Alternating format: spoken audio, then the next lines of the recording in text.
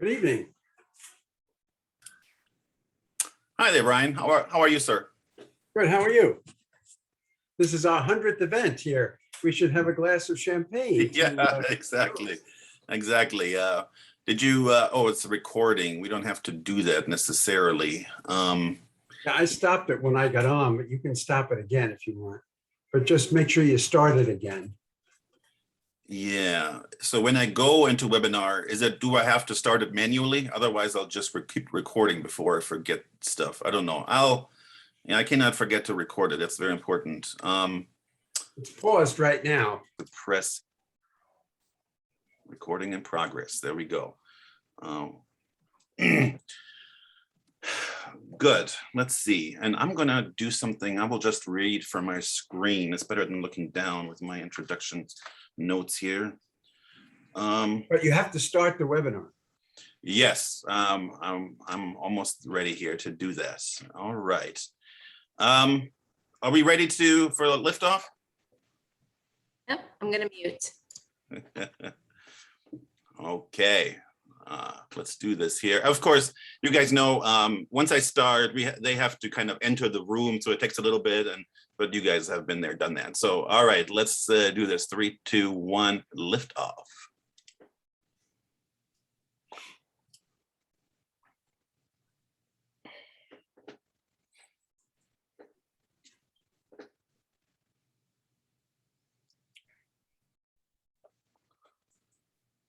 Okay.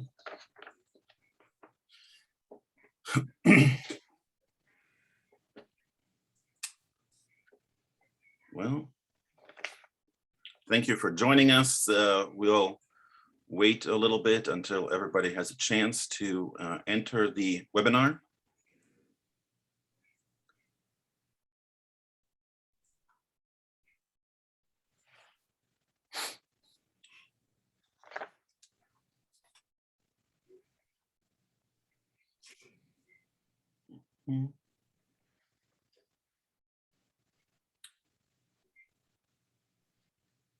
Okay.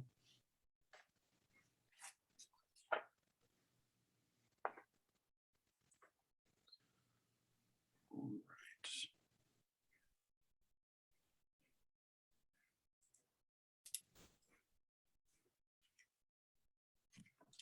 Well, I think it's okay to start at this point. I want to welcome you tonight. Thank you for joining us for this webinar, and we look forward to your active participation tonight. I am Henrik Schatzinger, and I am a co-director of the Center for Politics and the People, along with my colleague, Brian Smith, with us tonight here, Professor Emeritus of Religion.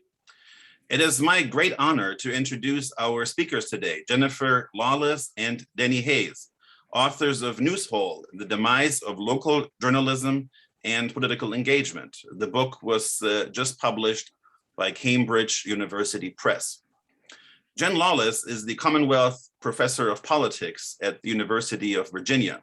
Her research focuses on political ambition, campaigns, and elections, as well as media and politics. She is the author or co-author of 6 books, including Women on the Run, Gender, Media, and Political Campaigns in a Polarized Era, also published with Denny Hayes, and It Still Takes a Candidate, Why Women Don't Run for Office. Lawless' research has been published in numerous academic journals and is often cited in the popular press. She is an associate editor of the American Journal of Political Science and is also a non-resident senior fellow at the Brookings Institution. Denny Hayes is professor of political science at George Washington University. His research focuses on the media, public opinion, and elections in American politics. His books, aside from Newshole, which is here, includes Influence from Abroad, Foreign Voices, the Media in U.S. Public Opinion, and the aforementioned book entitled Women on the Run.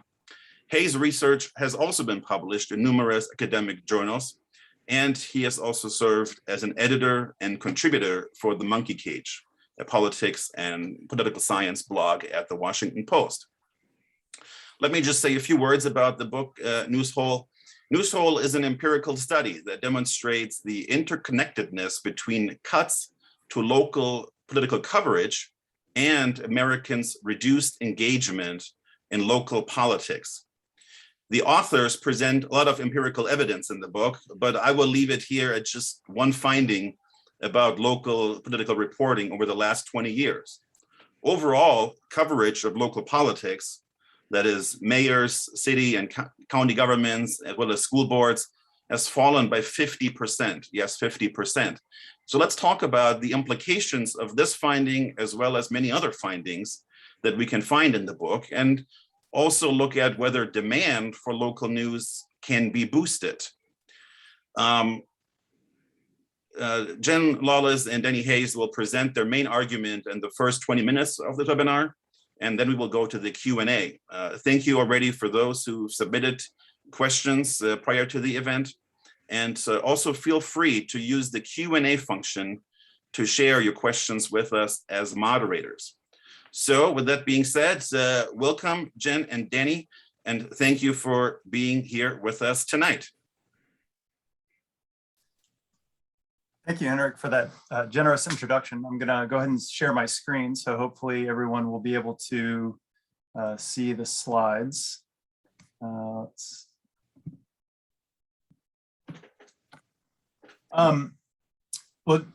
Thanks to everyone for coming, and Jen and I are excited to talk with everyone about our book News Hole.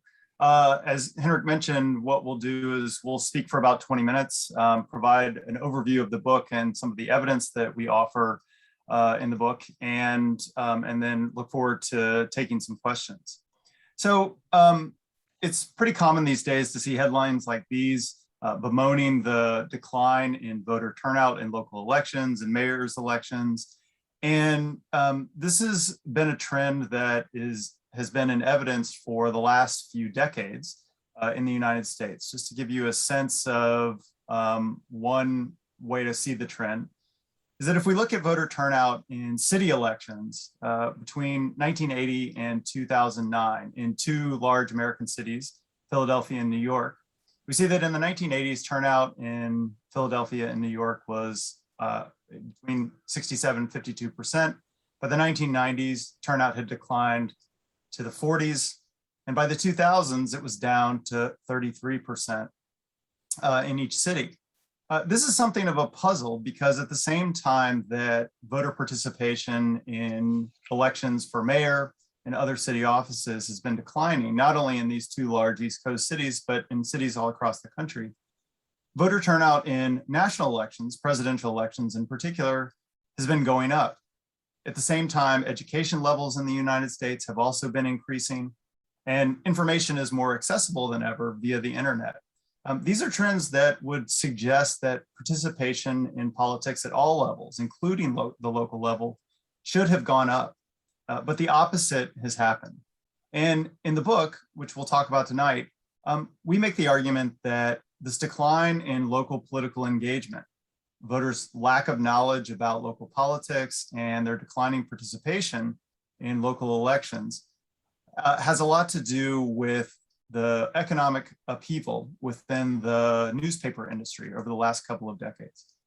So as most of you know, the emergence of the internet essentially decimated the local newspaper business. And as Henrik mentioned in his introduction, one of our findings in the book is that coverage of local government in the last 2 decades has declined by about 50% on average in daily newspapers all across the country. Often that number is even higher. The result is that Americans are now, they know less about their local governments and are less likely to participate in local elections. And these trends, however, are not something that we view as inevitable. The final part of the book focuses on ways to rejuvenate not only the local news business in general, but also demand for local news or interest in local news. And we'll talk about that toward the end of the presentation. I'm going to talk for another 4 or 5 minutes about the evidence on the first part of the book and then turn things over to Jen, and she'll walk through the last couple of parts. But we begin the book by talking about what we describe as kind of the great gutting of US newspapers over the last couple of decades. As many of you know, newspapers in the United States for much of the 20th century were sort of the most popular forms of news and entertainment. Circulation of daily newspapers in the United States in the mid-1970s was about 65 million. But over the course of the 1990s and 2000s, and then really accelerating in the last decade, subscriptions to US newspapers have plummeted, largely as a result of information becoming available online and newspapers losing their geographic monopolies in the communities that they serve. The internet has had a lot to do with the decline in consumer interest in local news, but it is the major factor that has driven the decline in advertising revenue for newspapers. So in the early 2000s, newspapers across the United States collectively were taking in about $50 billion in advertising revenue. But by the time we get to 2018, that number has fallen by about 71%. If any of you are business owners, you know that a loss of 71% of your revenue is likely to lead to catastrophic consequences for your business. And indeed, that's what's happened at local newspapers. One of the ways to see this is that over the last couple of decades, US newspaper newsroom employment has fallen dramatically. So in the early 2000s, about 75,000 journalists were employed at US newspapers, but by 2018, that had fallen to about 37,000. Just to give you one example from my own experience as a newspaper reporter, I was a reporter at a little paper called the San Angelo Standard-Times in West Texas in 2000. I was one of 9 reporters that on the news desk that covered the local community and the surrounding counties. I just looked the other day and I saw that the number of reporters in that newsroom is now down to 3. So that's just one illustration of the kind of pattern that is in evidence all across the country in newspapers from coast to coast. One of the consequences of this, the decline in advertising revenue, as well as the decline in the size of newsrooms, has been that newspapers have just been able to publish less content. The size of the news hole, which is an industry term describing the amount of editorial space available in a newspaper after the advertising has been placed, the news hole has been shrinking over time. And so quite dramatically so, as you can see by this graph, which shows the total number of stories published by the roughly 200 local newspapers in our data set between 1996 and 2017. These downward sloping lines are a common feature of our book. And that's because basically a core finding in our analysis of more than 200 newspapers that we look at over the course of 2 decades is that as the newspaper business has suffered dramatically in terms of the loss of revenue, one of the key effects has been to cut coverage of virtually everything that newspapers have covered. This graph shows you 4 different types of coverage that we looked at, and you can see that coverage of local politics, coverage of the president, coverage of Congress, and coverage of sports has declined significantly over the last 20 years. But one of the things that is quite important about this change is that although newspapers and publishers basically cut everything as their resources shrunk and the number of reporters that they had available to them shrunk, the thing that was cut the most has actually been local politics. That is, if you look at the amount of coverage devoted to various topics as a share of the news hole, that is, as a percentage of how much available space newspapers have had, what you see is that the decline in the percentage of attention or stories devoted to local politics has been much steeper than declines in terms of coverage of the president, or in the case of Congress and sports, that the trend has actually been to increase coverage somewhat.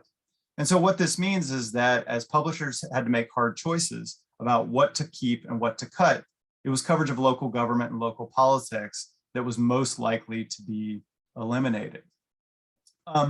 You may be interested to know that the Milwaukee Journal-Sentinel, a newspaper that many of you I'm sure are familiar with, has seen a pattern that looks a lot like newspapers across the country.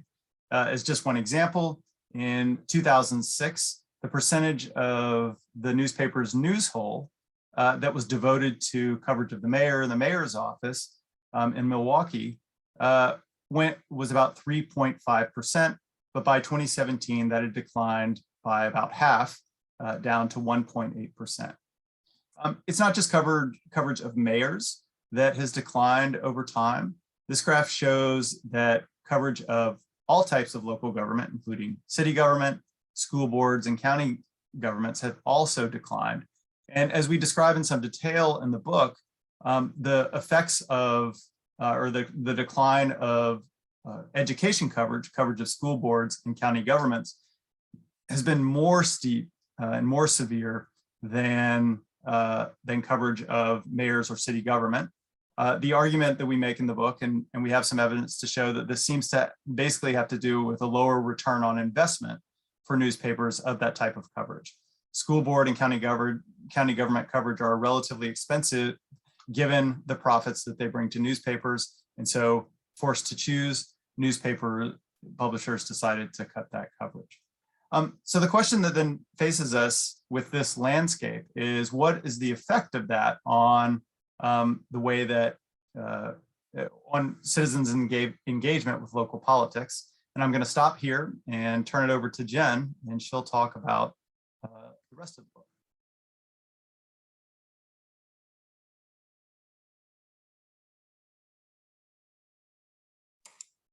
Okay, so let me see if I can manage to share my screen.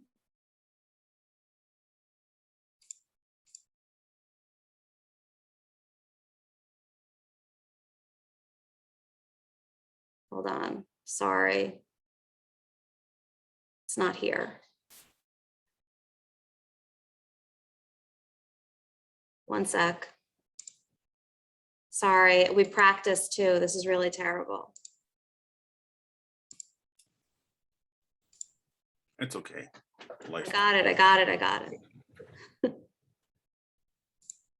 All right, do you see that? Do you not?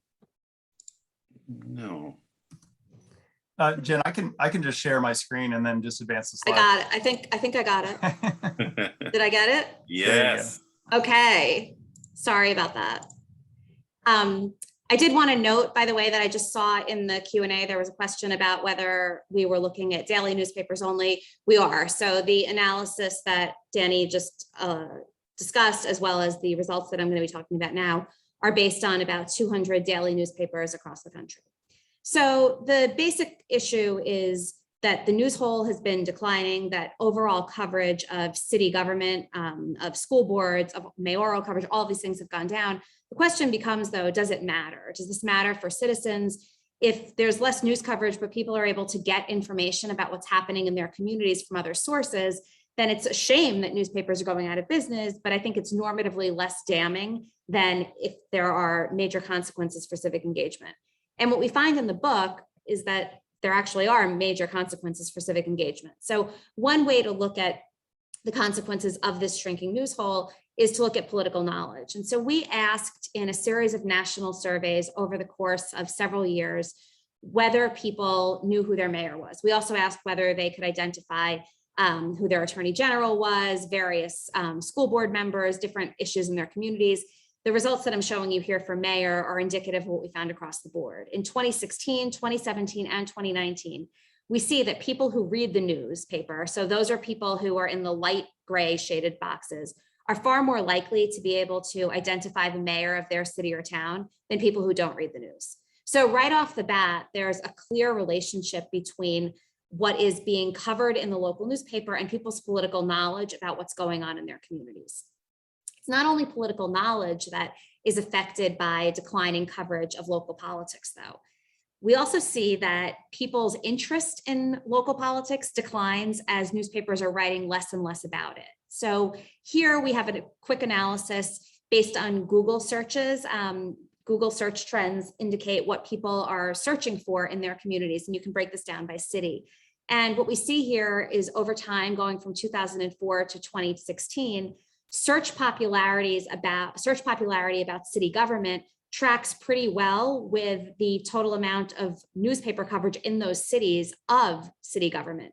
So when the newspaper's not covering something, people are less inclined to ask Google questions about it or to type in search terms that would suggest they want to know more about something. So we see not only a decline in political knowledge, but also a decline in political interest. People basically don't know what it is that they should be looking for, what they should be interested in, if their local news isn't providing them with some of that baseline information.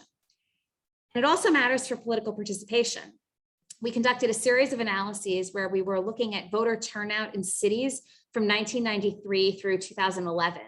And we know in each of those cities, the newspaper coverage of the mayor in those cities, right? So most coverage of the mayor in an election year references the election. And even if it doesn't, information about the mayor is really, really relevant when people are deciding whether to get engaged in that election. And what we see here, what you see in that trend line is that as mayoral coverage as a share of the news whole declines, which means there's decreasing coverage of the mayor and thus the mayor's race, we also see voter turnout decline pretty substantially. So in just one example, you can look at Philadelphia in 1999.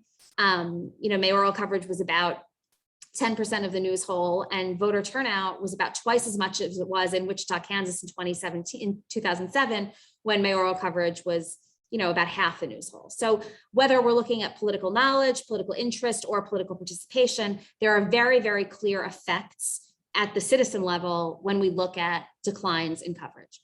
So the question then becomes, and I should note that this is the case across levels of education.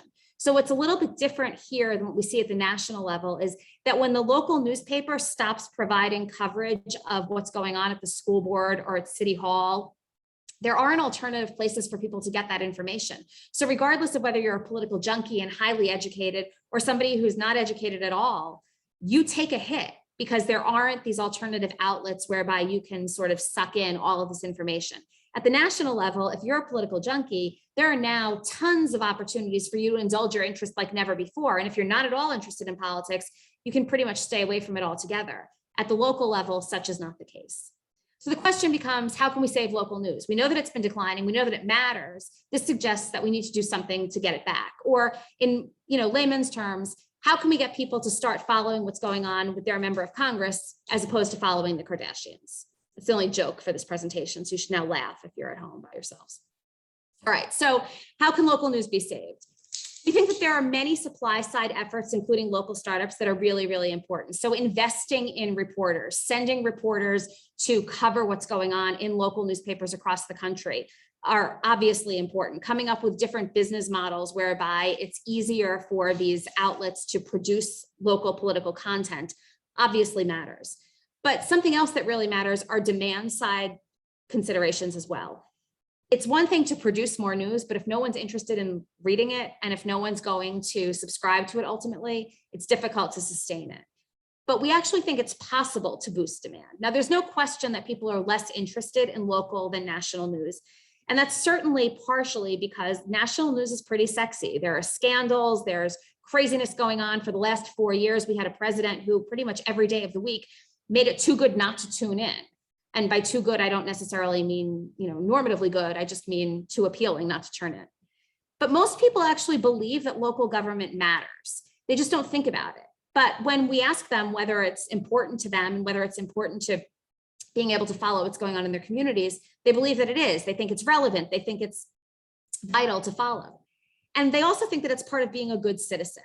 So the question becomes, is it possible if we remind people about the importance of local politics, if we remind people about the importance of local politics in terms of what that means for their own citizenship and their own relationship in their communities, to boost local interest?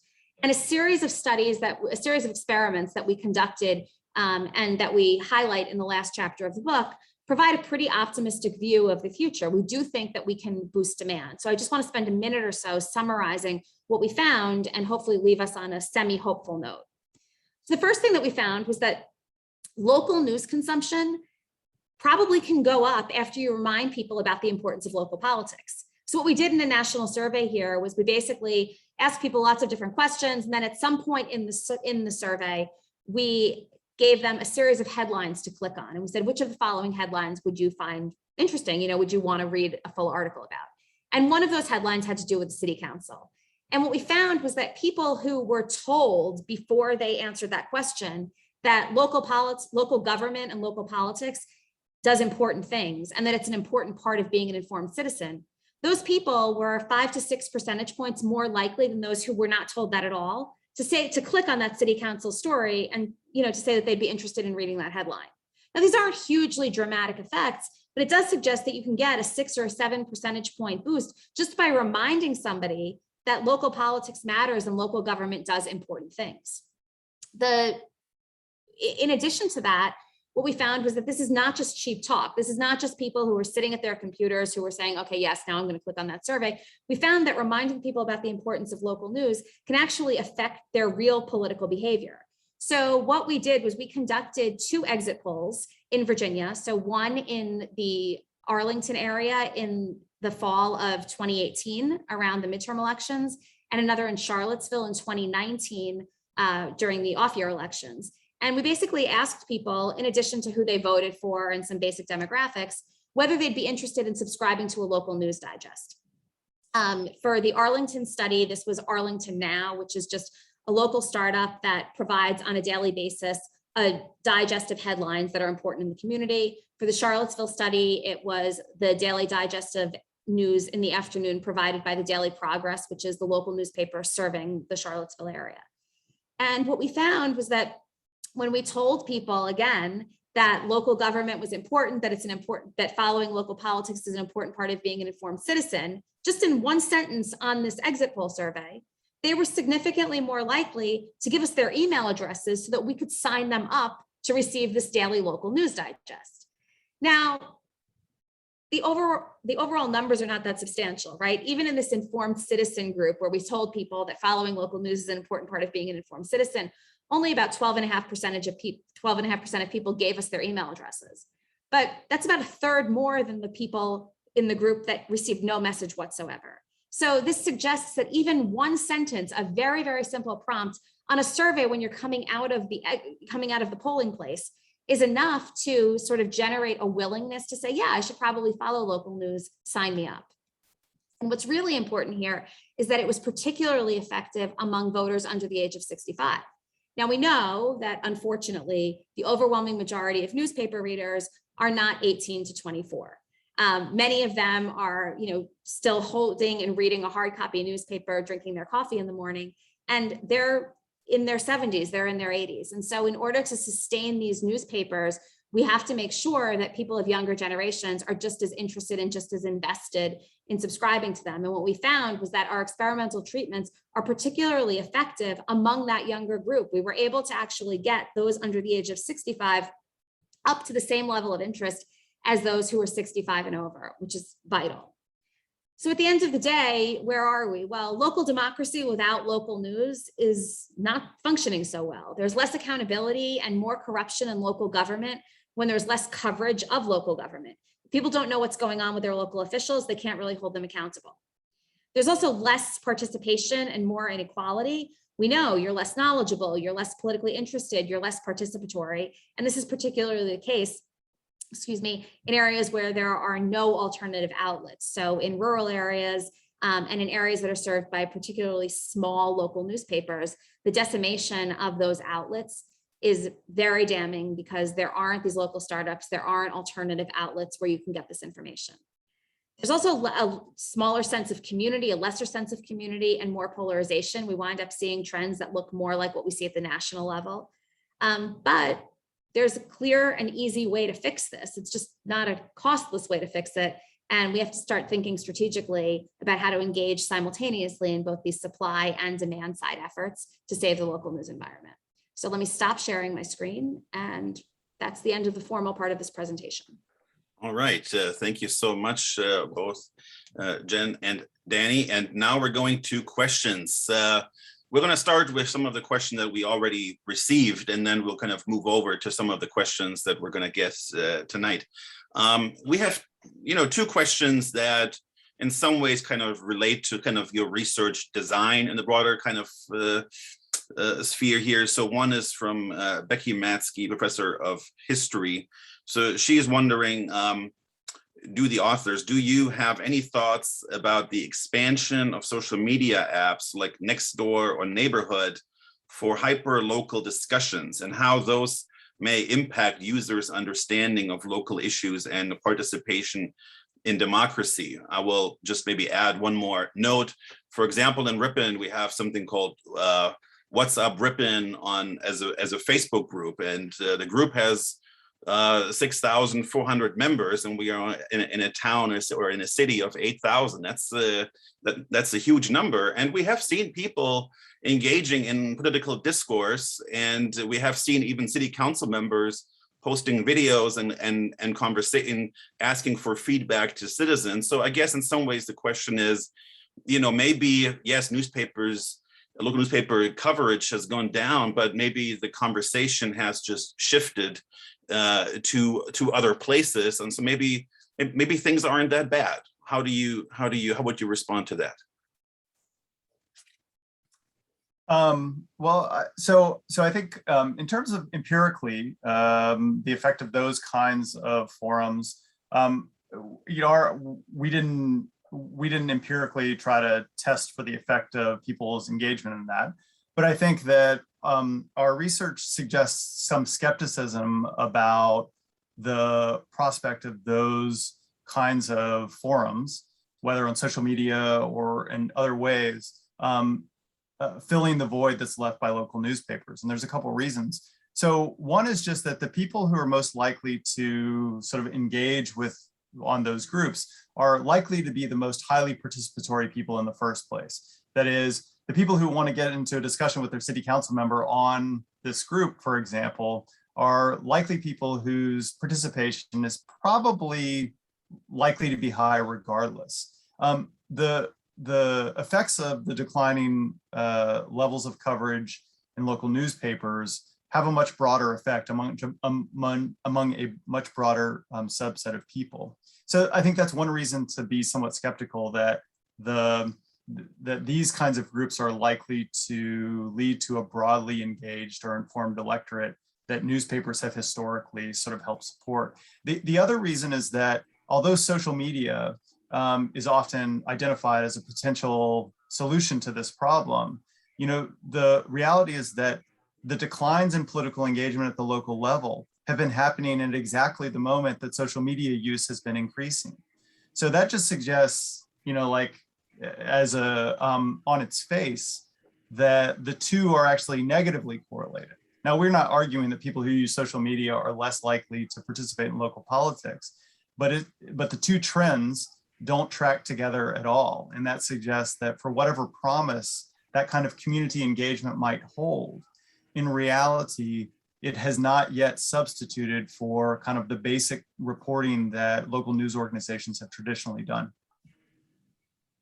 And I would just add a couple of things. The first is that you guys are lucky if you have an outlet like that. The reality is across the country, the overwhelming majority of these kinds of robust discussions on social media are still generally linked to urban areas in a handful of states. And so there are many, many communities across the country where there's just no outlet like that.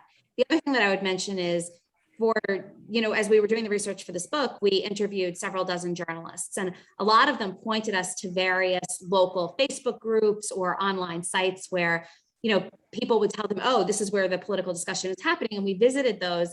And, you could find a political story here or there, but you could also find out how to feed, at a zoo, you could pay to have, a snake eat something, a rat or whatever, and you give it the name of your ex-girlfriend. So a lot of the content on these sites is not actually what we would consider, real political discourse, despite the fact that there might be a story here and there that would be politically relevant. Mm-hmm. Good. In fact, Charlene Behrens, who was attending tonight, has just posted in the chat room. She said, also social media posts are seldom researched or vetted, and the information is quite different. So that just backs up what you were saying, Jen. We have a question also from someone who's attending, George and Louise Boothby, who are graduates of Ripon College in the mid-'70s. And they asked the question a little bit differently than you do in the book. You make the point that the decline of local news is leading to decline of interest or at least participation in local politics. They ask it the other way around. What does apathy by the general public play in the demise of local journalism? In other words, are there also other factors influencing people in addition to the decline of the availability of local news about local government?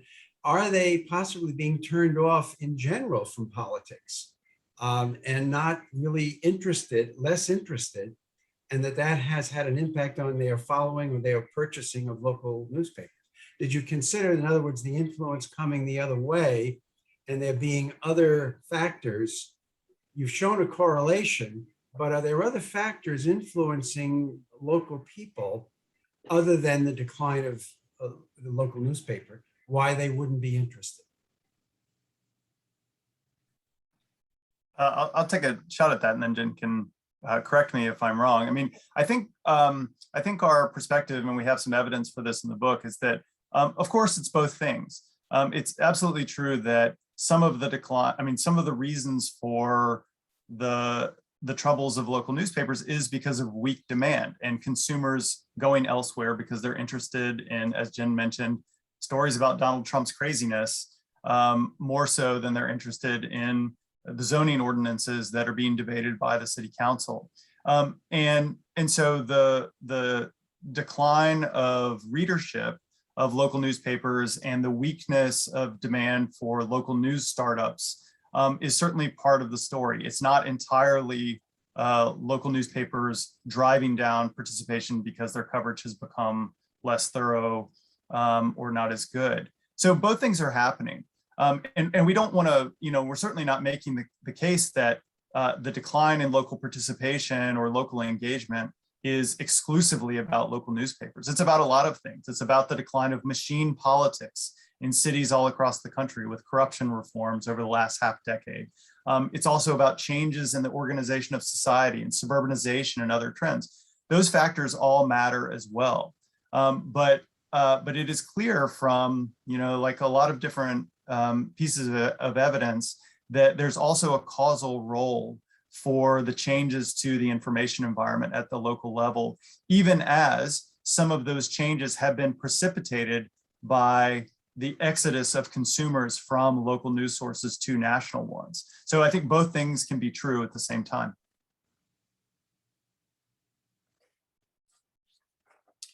Okay, we have a couple of questions from the former editor of the Ripon Commonwealth Press, our local newspaper here, Ian Steepleton. He has three questions, and I'll give you all three, but maybe the first one is the one we can sort of start out with here. But he says, as local newspapers diminish in quantity and quality, do you believe the disconnect from one's community is having an impact in the level of quote unquote civil discourse locally and nationally? So we just, we're just wondering about sort of the impact on civil discourse given the decline in local newspapers. And then he's also wondering more specifically about Gannett, with Gannett starting to divest itself, at least some of its newspapers. Do you have hope? And he's wondering, we have Ripon journalism students, and what can those students do to help, at least on a local level, to turn this tide? Let's start with just sort of the first one here. If you kind of have a sense of like connections to civil discourse at the local and national level in connection with newspaper sort of declined. So one of the things that we know is that when it comes to national politics, people are still far more polarized than when it comes to local politics. Now, this local polarization at the local level is on the way up. And, it's possible that 3 or 5 years from now, it's not going to be that distinct from what we see at the national level. But right now, part of the reason we're somewhat hopeful about these interventions that we're suggesting and increasing demand is that we're not at a time yet where people are thinking about the local political environment the way they are thinking about the national political environment, which means that there's an opportunity for people to be embedded in their communities, to follow what's going on at the community level, and to think about that not necessarily through a hyper-partisan or a polarized lens. And it makes sense because when you look at the 500,000 elected offices we have in this country, the overwhelming majority of them are at the local level, and many of those are nonpartisan offices. When people run for office, they're not running as a Democrat or a Republican. So the coverage of that kind of election and the coverage of a lot of these local political leaders is not necessarily through a partisan lens either. It can be through this is what this person is doing for your community, or these are issues that matter. And so I think that, so we don't have empirical evidence in the book for this point, but we do know based on other studies and other outside trends that more local political coverage and a more robust local news environment manages to maintain this general sense that you can have local politics that are not nearly as polarized as what you see at the national level. When you don't have anything to fill this void, then people's perceptions of what's going on across the board are their perceptions of what they're seeing nationally, and that will then trickle down. We have a question about financing. In your book, when you offered the suggestions for what we could do, you offered suggestions on how we could stimulate more interest on the part of readers.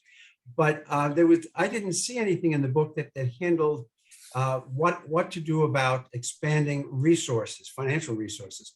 And so we have with us tonight Tim Like, who is the former publisher of our local newspaper. And he asked, should local media be subsidized by the government in order to foster greater public engagement? And I asked a similar question, and I was thinking in terms of, we have things like National Public Radio, where you have foundations and private donors contributing. Could there be something like a national local newspaper foundation that could help provide financial resources across the board to local newspapers that are in danger of demise?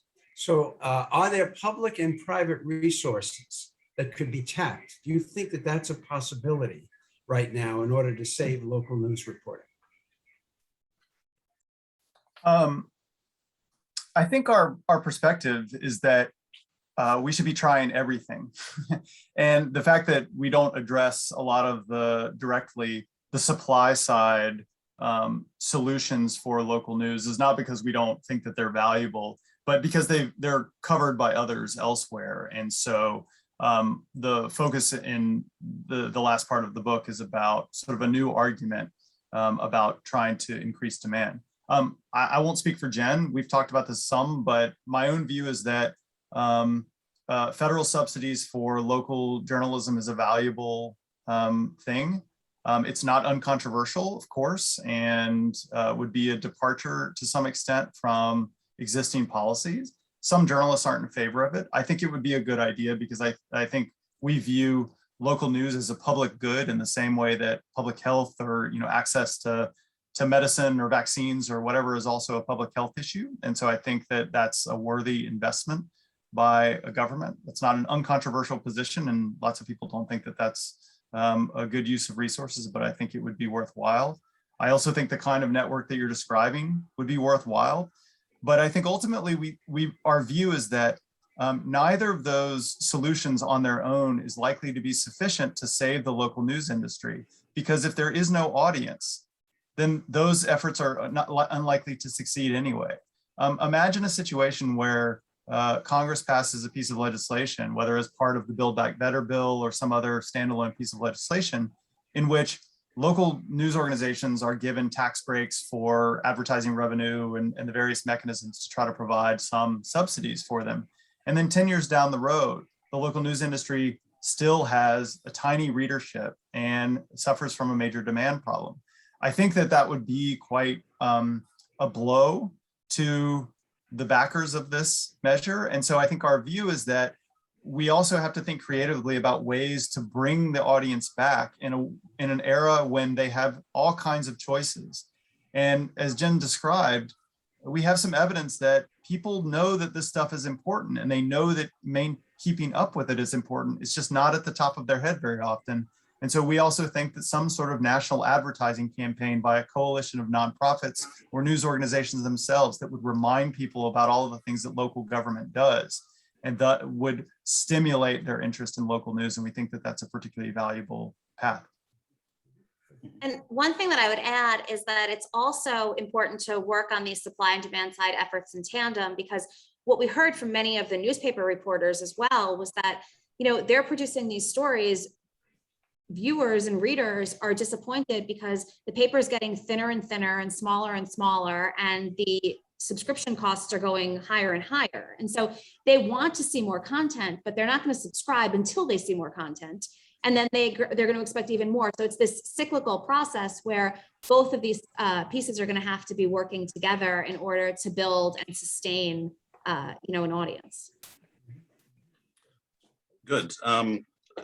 Thanks for those comments. I have a question here from Soren Hauge. He's a professor of economics at Ripon College, and he's wondering about sort of the prospects of further technological change, something like advances in artificial intelligence and so forth. So he's asking, could you comment on the prospects of further technological change paired with changes in news media organizations helping to reverse some of these trends? He says two causes of the trends are effects of technological change, that is the internet. We see a reduction in the marginal cost per additional reader or viewer of providing news and advertising, and increasing economies of scale and enhancement of network economies. That is, the more readers or viewers, the more valuable for each one. Could advances in artificial intelligence change these trends or other advances in technology? And how can news media organizations, so possibly supported by government resources in some kind of relatively neutral way, adapt to enhance local journalism? Do you have any thoughts on sort of spinning down sort of the technology and sort of where we are headed in the next sort of 5 to 10 years? And can they help reverse some of these trends? I can speculate a little bit about that. There's two separate. So one source of skepticism I think that I have about the prospects for technology helping serve up local content for local news content it is based on what happened when Facebook launched its Today In feature. So Today In was this feature that Facebook was intending to grab local news content from information sources, including newspapers and news organizations, and promote that to users in the locations for which it was relevant in their algorithm. And when they started it, the problem was that they found that something, I don't remember what the percentage was, it was something like 50% of the markets where they were trying to do this, there wasn't enough content for the algorithm to go get to serve up to people. So that's just one of the limitations of any technological solution, is that the information that is valuable to consumers and that would help them learn about what's going on in their local government, act, be mobilized in a political way, and act in a way that could actually hold government officials accountable for their actions, can't right now be produced by a computer. Now, maybe there's AI technology out there that is able to scrape government websites and figure out what information people are and can serve that up to people, and will be able to do that. And maybe that's on the horizon at some point. But I think that the history of journalism has not been one in which technology has made the reporting better, right? For the most part, the reporting, the journalists themselves have been the ones to break stories, to help us learn about what's happening in our local governments. It's less the technology and it's more the people. And so we still need those journalists who are employed and are paid to do this, or else you're essentially cutting off at the knees this mechanism of political accountability that is essential at every level of government. So maybe there's a technological solution out there in the future, but I think I think I'm dubious. Can I just ask a pretty, maybe simple question, but maybe an important question for students who are watching this. We're also recording it, and some students, are engaging in sort of data collection and this kind of process. Can you share a little bit more about? It's an important part of any project like this, how you went about collecting the data, and maybe do you have maybe even some advice in that sort of process of gathering all your data for this book? It was a multi-year insane data collection effort, I think is the technical way to discuss this. So there were lots of different pieces, right? We had public opinion data and national surveys that we had conducted so that we would have a sense of political knowledge, political participation, and political interest of citizens.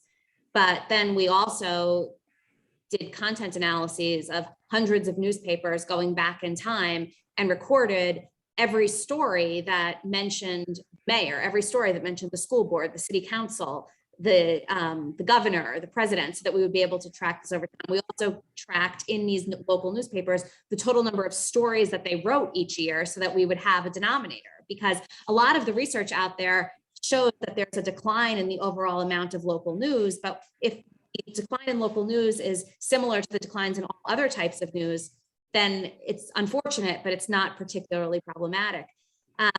So the data collection effort was pretty substantial. At one point, we actually had a research assistant who was combing all of these online databases and all of these newspaper, to try and track all of this newspaper content. And I received an email from the university librarian saying that one of these database companies had actually contacted them because they were afraid that we had used a bot to go in and pull all of their content, right? She was so efficient. So this was over many, many years, literally scraping, all of these stories and counting them. And then we also, through the Library of Congress, one summer, we both spent more hours than we can count at the Library of Congress going through, the editor and publisher yearbooks of all of these newspapers, counting the number of editors and counting the number of reporters that were at each of these newspapers. And we're talking hundreds and hundreds. So, I think that we're pretty confident that even if no one measure is particularly, compelling, or even if no one data set is foolproof, over the course of the entire book, when you look at the content analyses, you look at the national surveys, you look at the exit polls we conducted, as well as these other data sets that people put together on mayoral elections, it's hard to tell a story that's not consistent with the one that we tell on pretty much every measure, regardless of the level of office we're looking at, regardless of the source that we're interested in. We're seeing declines and we're seeing implications for civic engagement. Henrik mentioned students, and we have a question about schools of journalism.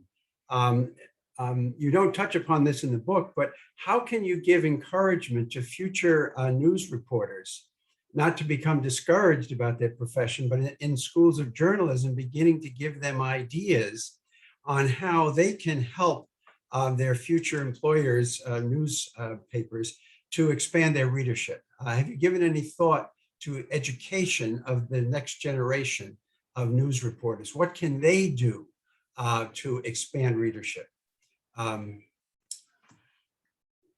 Well, I don't know that we have any particularly brilliant advice to give to the students. But I think that our experience is also, although the book is pessimistic in a lot of ways, because a lot of what's happened with respect to political engagement at the local level and the newspaper business is an unfortunate story. It's a gloomy story.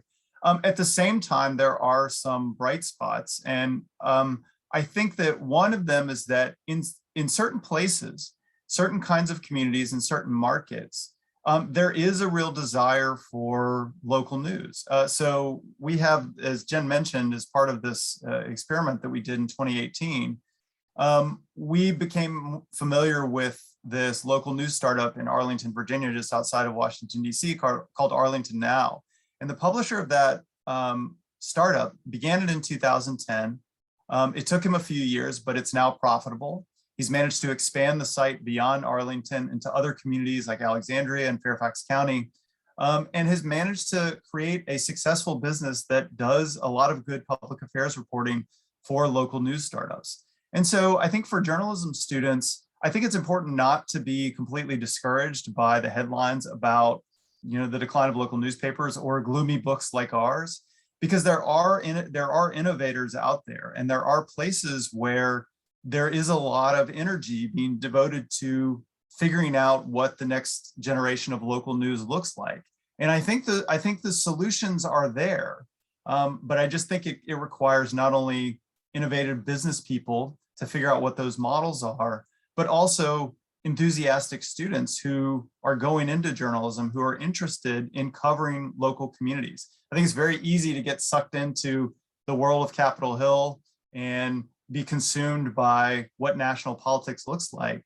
But just like in our experimental data, I think reminding people, and students included, about how much power and how much influence local governments have can sort of redirect people's attention back to that and make that a really important site for the kind of watchdog journalism that our journalism schools are training students to do.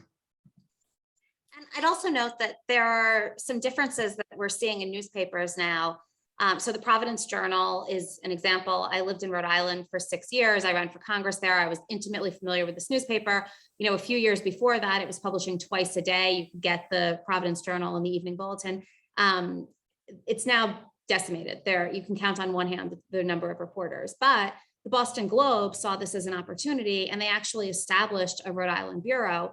And they have 4 really good reporters, 3 of whom had been at the Providence Journal, who are covering Rhode Island. And it's not part of the print version, but you can online subscribe in Rhode Island and get what used to basically be the Providence Journal. And so, this is a real subscription rate. You're not getting the paper delivered to your door, but you are getting what used to, what you were accustomed to seeing as a real newspaper. So, it's not necessarily you move to a community, you decide you want to work for that local newspaper and you're going to try to seek out a job, but that doesn't mean that you can't cover a community that you're ultimately interested in.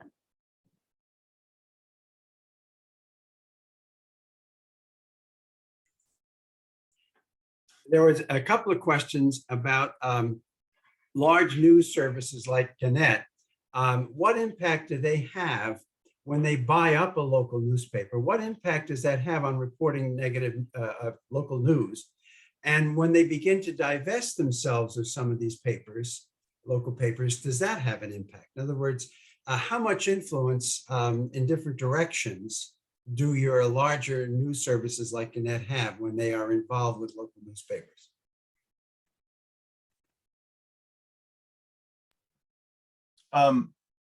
It's pretty substantial. So the evidence suggests that the cuts that large chains have made to local newspapers have been pretty major, and that those cuts are generally larger than those that are owned by smaller firms or even the relative handful of independent papers. At the same time, I think it's important not to exaggerate the differences between what's happened at chain newspapers or like large newspaper companies and other newspapers, because while the cuts have been larger at the newspaper company papers than at the independent ones, they've all cut. They've all lost. Their news hole has shrunk. The amount of local politics coverage has shrunk. The number of newsroom staff has shrunk.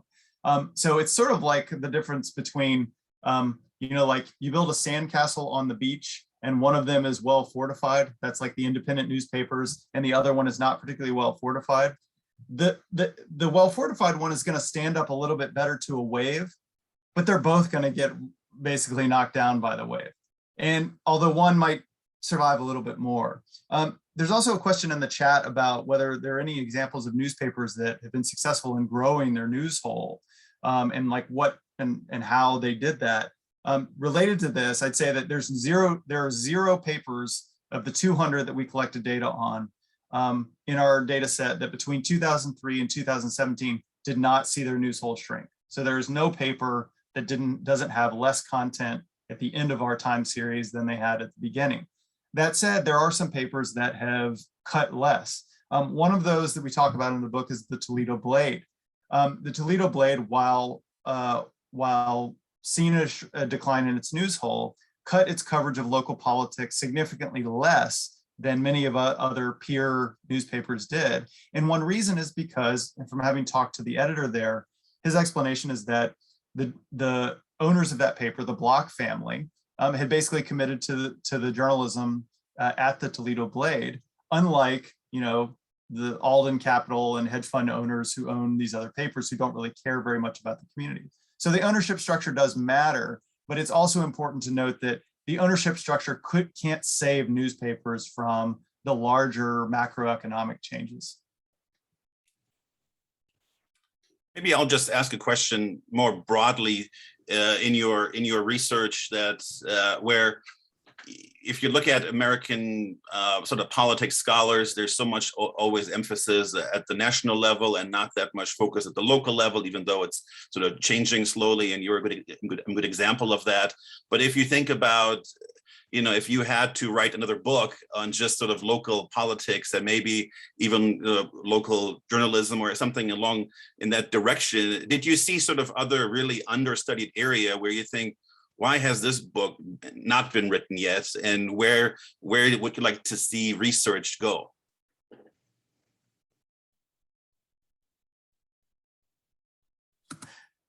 I think we're both trying to punt on that.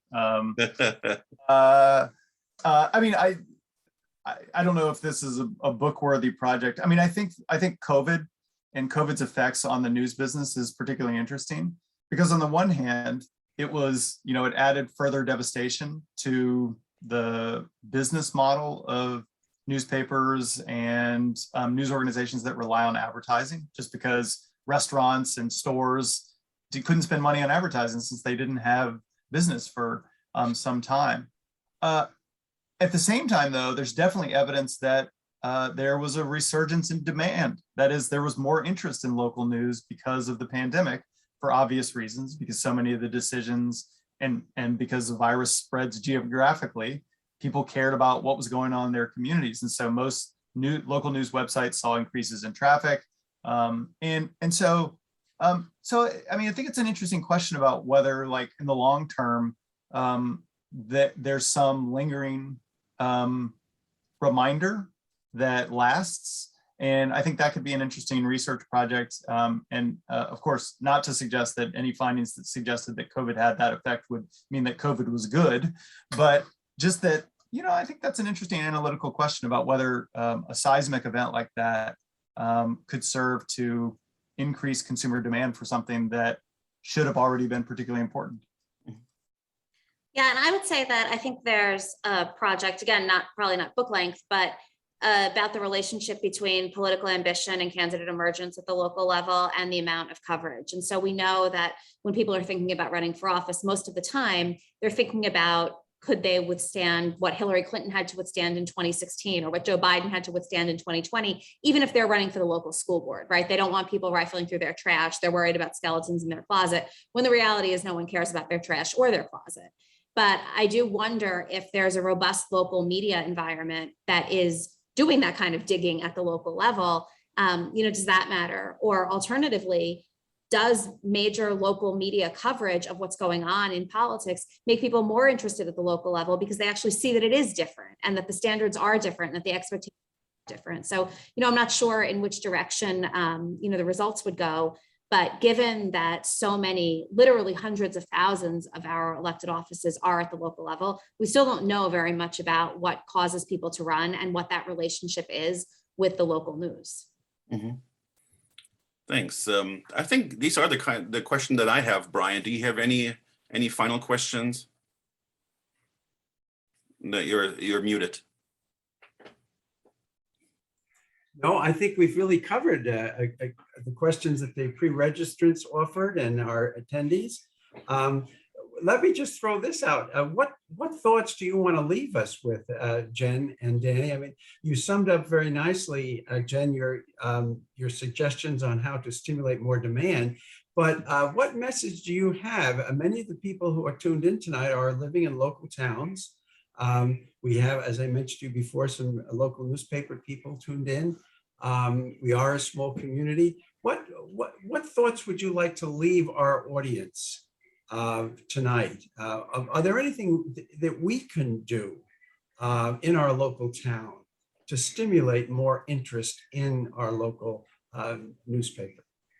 Subscribe and tell everybody that you know to subscribe to the local newspaper. I mean, if more and more people are reading local political coverage, if they're reading about what's going on in their communities, that's going to generate ultimately more incentives to produce that kind of coverage, which will then mean that more people will be wanting to follow what's going on. I mean, it's not going to be a one-night fix. If everybody on this call right now decides that they're going to contact 4 people and everybody subscribes, you're still not going to save local news, but baby steps. I just endorse what Jen said. Okay, great. Okay. Well, thank you to both of you. I think it's a really remarkable, also like again, data intensive sort of study that really shows a lot of work sort of behind the scenes before this was put in print here, and so it's a really important study. So thank you so much for making time tonight to celebrate our 100th event at the CPP. So really happy to have you guys here tonight with us. Brian, can you talk about our next event? Yes, on November 3rd, we're going to have a Zoom webinar on redistricting and its impact on voting. As people know, every 10 years there's a census taken, and that results in looking at the election maps in each state, which the legislature has to do. And when there are suggestions on how to do this in a nonpartisan way by appointing commissions to do it. But normally your legislature, when it's particularly controlled by one party, they want to do it. And so what we will be looking at, we'll be looking at the whole issue of what's politically feasible and what's fair in terms of redrawing district maps. And we're going to use Wisconsin as the focus. And we have 3 panelists, Joan Ballwig, who is our senator from this district of Wisconsin, a Republican. We have Jordan Ellenberg, a professor of math at the University of University of Wisconsin-Madison, who's just published a book as a mathematician called Shape, arguing that you can really do this in a nonpartisan way. And then we have one of our professor emeriti, Marty Farrell of Politics and Government, who is also now the board chair of the local county board of supervisors in Fond du Lac. And this will be co-sponsored with the League of Women Voters, and Ellen Sorensen, who is the president of the local League of Women Voters, will be the moderator. So I think it will be a very interesting conversation among academics and practitioners on how you go about doing redistricting in a way that is both politically feasible, but also fair in terms of guaranteeing the constitutional rights of all voters. So that's on November 3rd. And on November 10th, we'll welcome Judy Heumann to a webinar. Judy Heumann is a nationally and internationally known disability rights advocate. In fact, she has been the leader of the movement and fundamental in national and state level policies for decades. And I talked to her this morning, and I can't wait to kind of have a program with her. And she was also featured in a documentary that was this year nominated for an Oscar called Crip Camp, which is, by the way, free on YouTube as well as on Netflix. And so this will be on November 10th at 6:30 Central Time. Thanks so much for joining us tonight. Thank you so much to our panelists, Jen, Danny. Awesome presentation, and just a fantastic book. Keep it up, and it's always sort of fun to see what's coming down the pipeline, because I've often used your materials in my classes, and it's always interesting and students like it. So thanks so much for joining us, everybody, tonight. Really awesome, and we look forward to seeing you at future events. Everybody, have a good night. Thank you. Thank you, Brian. Thank you. Thank you.